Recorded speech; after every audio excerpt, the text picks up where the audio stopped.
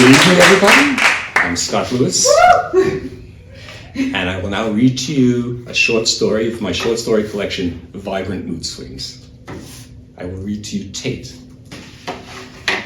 Thank you all for coming. Tate had a dilemma.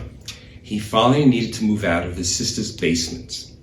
It wasn't that he could not afford his own place, it was the handling, the upkeep that worried him. Cleaning, shopping, exterminating, usual.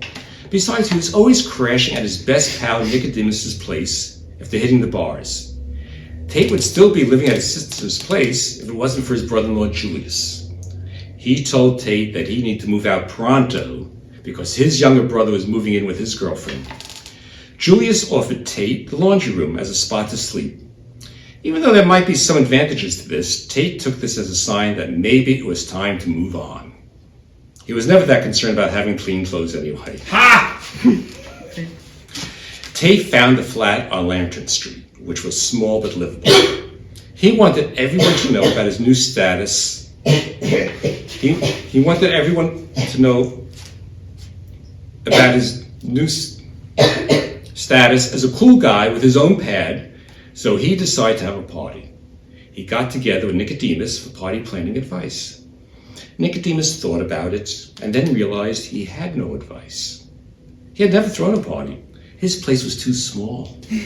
Tate asked Boyd, who said, if I had a party in my space, there would not be enough room for me to attend. He next asked Rochelle, who said that her place was so tiny, she barely had enough room to shower. Tate spoke to Paige, Wally, and Choo Choo, and all said that they never had parties in their apartments because there was no room. Everyone Tate knew pretty much had the same answer. Tate ultimately realized that he had never been to any of his friends' homes. They would call each other and pick a bar or club to meet. They were all too hung up or embarrassed about the size of where they lived. Walking home from the Anchor and Sink, which is a bar, with Nicodemus one night, they joked about alternative locations for having a party. Stupid stuff.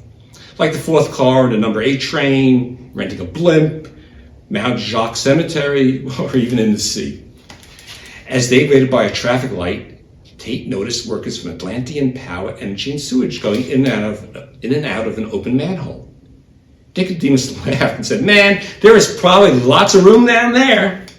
They walked about 5 steps and looked at each other. That was 3 years and 50 parties ago. Music sounded great. The thick walls made the bass just thunder, and no uptight neighbors to worry about. There's never much worry about having to clean up. You just move to a different sewer. Except for the occasional vermin and smell of urine, it was perfect. Thank you very much.